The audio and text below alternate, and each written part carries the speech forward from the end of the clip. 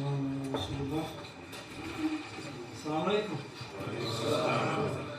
My name's John Fontain. They've just asked me to give a few words. Unfortunately, the imam can't make it.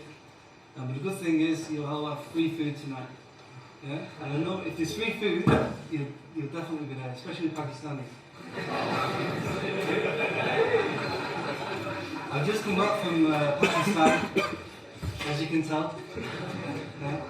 I've put on about 2 stone in 26 days. I've just been travelling. I went to Islamabad, Peshawar, Lahore and Karachi. And the food is very good.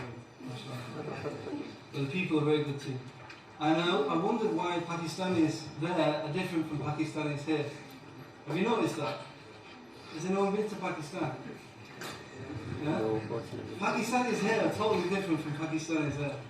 And I'll let you tell me why later. So I've been asked to just give a short reminder, and I'm not sure what I'm going to speak about. So I'm just going to say a few things on how I accepted Islam.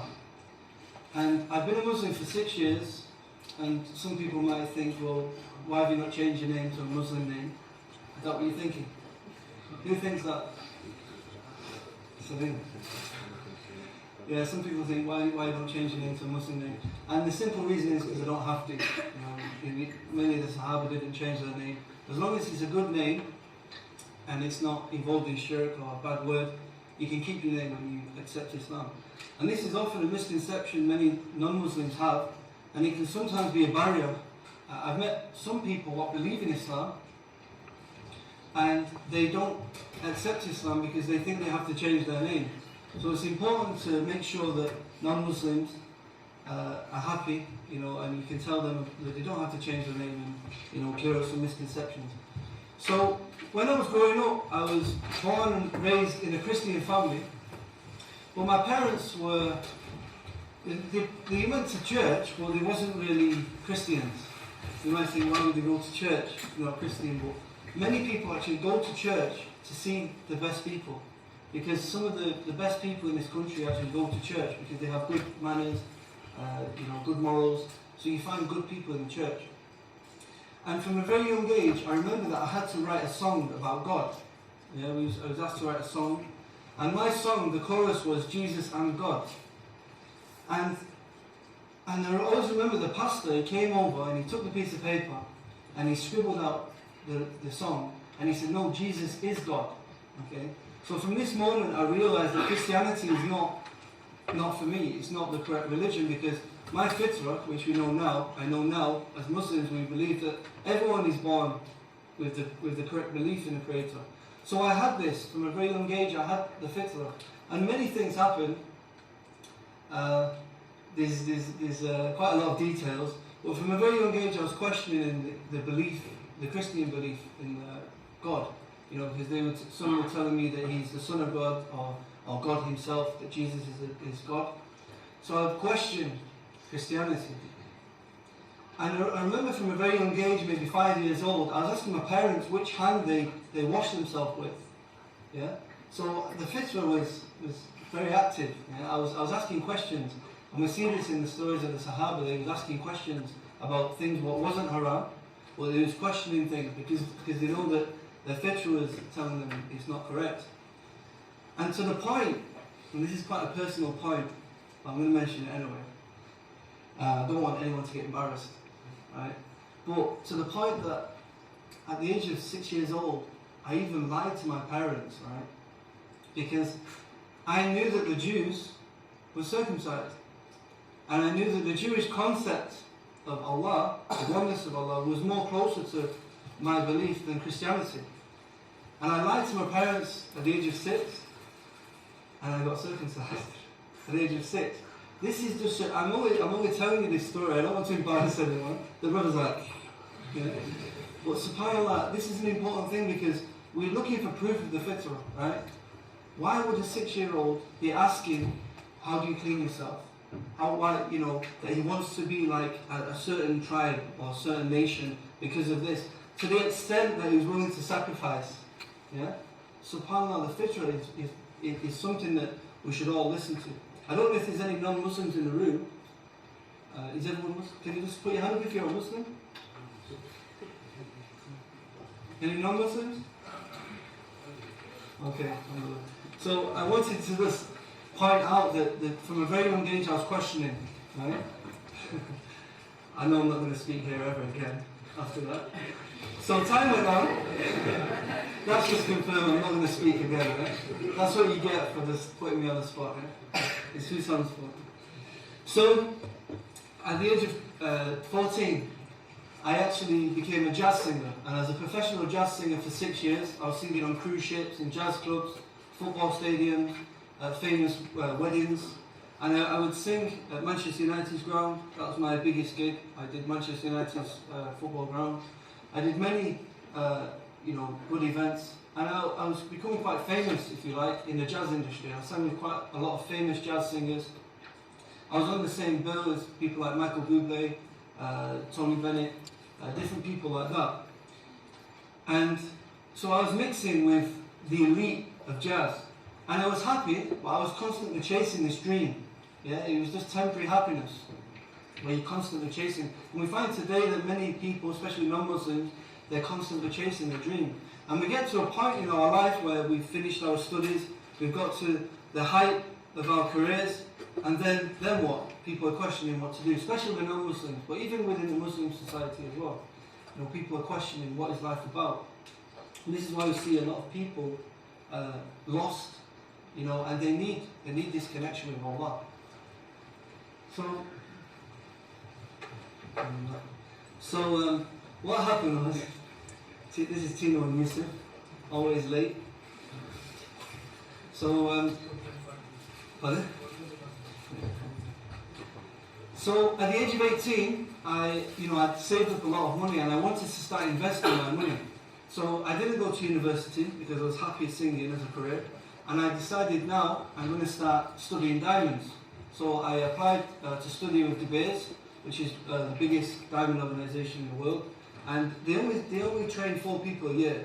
Alhamdulillah, I managed to get on the course, and I began to study diamonds, and I began to travel to Sierra Leone in West Africa. And this is where I was living for a number of years. I was travelling back and forth. But my first experience was on my way to Sierra Leone. I went to Senegal in West Africa, and it's a Muslim country. And my first contact with a Muslim was that I was in a hotel and I didn't have any money. And I was lost, I didn't have nowhere to stay. And the Muslim invited me to his house. And the first time when I went to his house, I heard the adhan. Okay? Allahu Akbar, Allahu Akbar. Yeah? Now can you imagine, as Muslims, everyone's Muslim here, most of you. And when you're born, yeah, your father does the adhan in your ear, and he does the iqamah in the other ear. Well, I don't have this. Yeah? And the iqamah signifies the start of your life, the start of your whole life of worship. Yeah? And when you die and you have your janazah, you don't do the adhan. Yeah? It's like your whole life has been worshipped to Allah, or should be worshipped to Allah. Yeah? But I've not had this. So it's as if my life hadn't begun yet. So when I heard the adhan, I don't want to sound all like crazy, turn the lights out and spin around and stuff. But it was like, I didn't know what hit me. I wanted to know what... Celine's laughing. Celine turns the lights out sometimes. So I didn't know what hit me. I wanted to know what the sound was. Yeah? The sound. And they told me it's a call to prayer, and I didn't understand the words, but it meant something. My fitra was also connecting with this, with the call to prayer. And this wanted me to look into Islam. It wanted me to search more, and the manners and what the manners which the Muslim had, it wanted me to look into Islam. It had a positive effect on me. So I began to look into Islam, and then I carried on to Sierra Leone. And I met many bad Muslims who were involved in shirk, who was involved in contacting the jinn. And for a number of years I was involved in the bad crowd. We would go to these people for help. We were seeking help from these people. Can you imagine? This is shirk, yeah? You go into the people who are contacting the jinn, and they would do things for you. And it was very real. I've seen things that, if I tell you, you think I'm crazy. But supernatural things which you can't imagine. it's I don't want to go into too much detail, but the world of the jinn became very real to me. Yeah? And then I seen women in the jungle in Sierra Leone in a village called Kabbalah, and they was tying knots, they was blowing in knots, they was tying circles of ropes, and people were standing in them, they was pulling the ropes over, and this was all a part of the witchcraft which they was doing. I didn't understand the significance of this until I came back to England, and I spoke to a Libyan friend of mine, and he told me that what I'd witnessed was actually illegal in Islam, that these people who were claiming to be Muslim, yeah, were actually outside the fold of Islam, because they were doing shirk.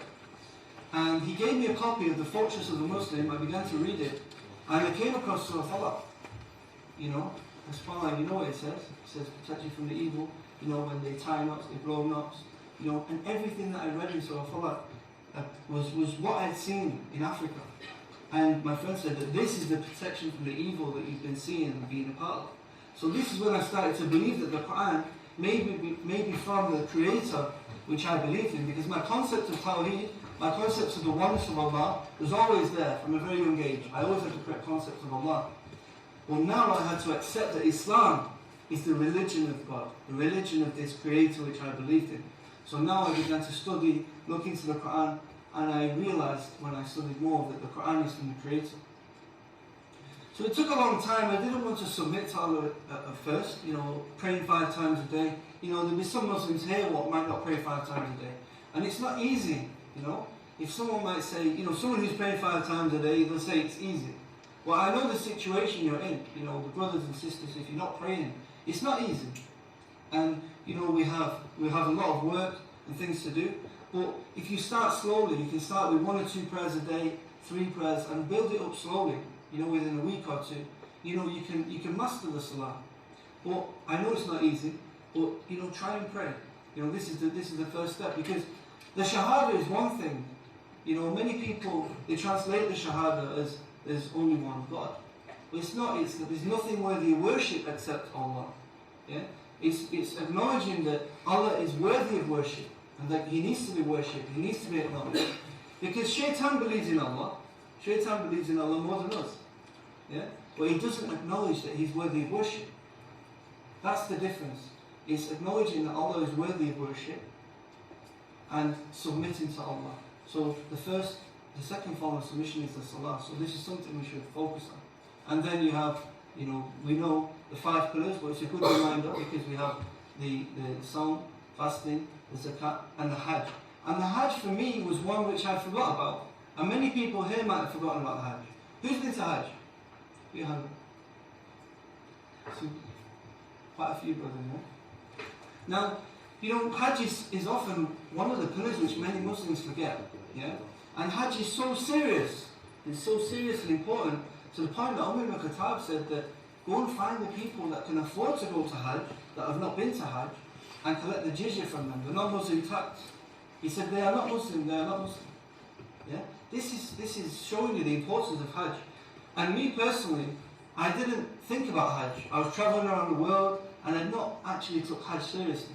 And it wasn't until I went to Morocco that I met an old lady who was collecting. She had a lot of money, she wanted to go to Hajj, but she'd not been picked to go to Hajj.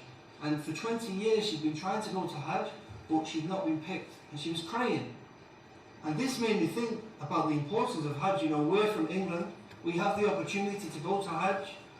You know, the brothers, the sisters, inshallah, when they get married, they can go to Hajj, or they can go with the fathers and the brothers. But this was the importance. It made me think about Hajj. And then I took Hajj seriously. I came back and I managed to, alhamdulillah, I managed to go on Hajj. So it's just a small reminder that don't forget the Hajj. Yeah? So time went on, and I finally came to get off. That's not very nice. No, he said finish in 10 minutes, please. So finally, I accepted. I went to Egypt, Cairo, and I was scared to go in the mosque, you know, because I thought all Muslims were terrorists, you know. Not all of them are terrorists. But I thought Muslims were terrorists, and I had a perception of Islam, because the Muslims around me were not the best Muslims. You know, most of my friends were getting locked up for drugs and robberies, and most of them were Muslim. You know, and they didn't really know much about Islam. So I didn't have a good, good view of Islam. And then I went to Egypt and I went into Hussein Mosque and I asked my Egyptian friend, can you show me how to pray? Because I'd already been praying in my own way. I fasted on my own in my bedroom, on my own, for the whole month without telling anyone. And I thought I was a Muslim. And then he said, no, you have to take Shahada. I said, what is the Shahada? I didn't even know what the Shahada was. And the amount of people we come across in Manchester where we ask them, and they believe in Islam, and we just simply say, would you like to become a Muslim? And the amount of people actually say yes, you won't believe. Yeah? So don't forget to invite your non-Muslim friends to Islam. And I took the Shahada. I took the Shahada in Egypt 6 years ago. But again, I wasn't fully ready to submit. I was still doing the things I was doing, which we won't go into. But I wasn't ready to submit fully, and slowly I was working on giving certain things up, giving up my singing, giving up certain jobs which I was doing, and bad things that I was doing, and slowly starting to pray. And the best thing that helped me in terms of Islam, in helping me pray, in helping me gain knowledge about Islam, is dawah. Because for the past 5 years now, I've been actively involved in dawah, working on dawah, inviting people to Islam in Manchester and throughout the world, really. I've been travelling in different places, Jerusalem. We have dawah projects in Al-Quds, where even Jews are becoming Muslims, subhanAllah. Jews and Christians are becoming Muslim in Jerusalem. A dawah centre was opened there on the 25th of December, Christmas Day. They opened the dawah centre. I know we're working with brothers which are working in Spain, France, Belgium, and even Africa. And since I have actually gone back to Sierra Leone and started my own charity over the past 3 years, we currently have 65 Muslim schools in Sierra Leone, which my charity is actually working with. We're working with 65 Muslim schools to help the Muslims in Sierra Leone, help them come back to Islam, to get them away from these evil things which I was speaking about. I'm also working with a brother called Adnan Rashid from London, where he's also doing work in Africa. So now we've joined the charity together and we're working in East Africa. We recently did a tour of Tanzania, Malawi, and Kenya and Zanzibar. And alhamdulillah, just before I go, I just want to speak about my most recent trip, because I recently just came back from Pakistan. Yeah. And many people was messaging me, telling me, why are you going to Pakistan to do dawah? Everyone's Muslim. And the reality is totally different.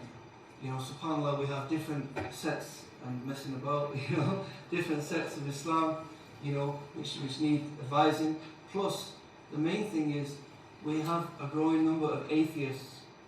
We've since spent 26 days in Pakistan, where we've been doing tours of the universities and colleges, and many of our Muslim brothers and sisters are leaving Islam for atheism. Yeah, and it's a very sad reality.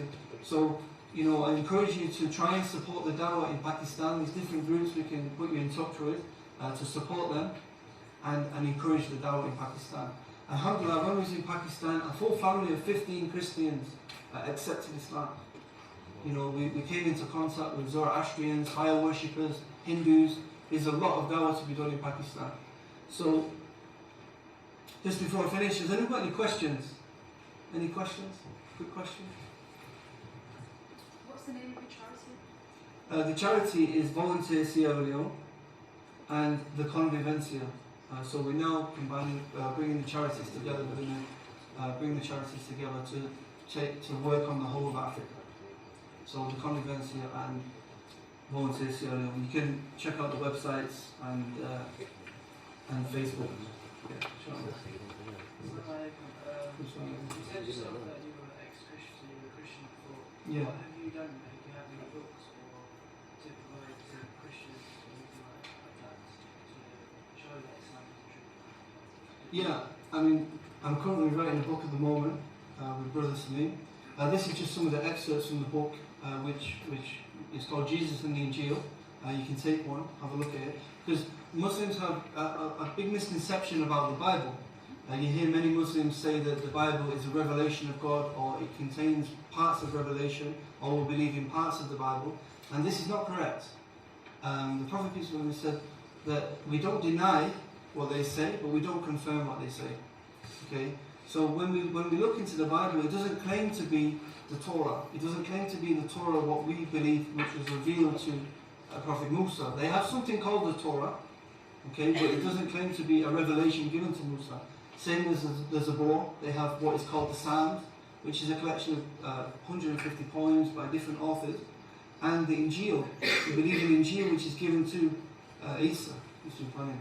And then, what we have today is a collection of writings which came after Isa, such as Matthew, Mark, Luke and John, by various different authors. But what I've done through my research when looking into the Greek language, we find that these later writers of Jesus, which are writing about the life of Jesus, are actually speaking about an Injil in Jesus' lifetime. And the most significant point is in the old descriptions of the Greek is that the actual name Injilian is used, yeah? The same word which is used in the Quran. So this is the area of research which we're looking into. And alhamdulillah, we've got a lot of Jewish and Christian scholars which are backing us up on this, because they don't know we're researching from the Islamic perspective. But they're helping us a lot, you know, because it's they're helping us with our studies because they know the scriptures, but they can see that they know about this word Injilian, but they've come to the conclusion that it's a loan word which was made up just to describe the New Testament. But we know that the Injil is a word which is given to, it's a revelation which is given to Isa.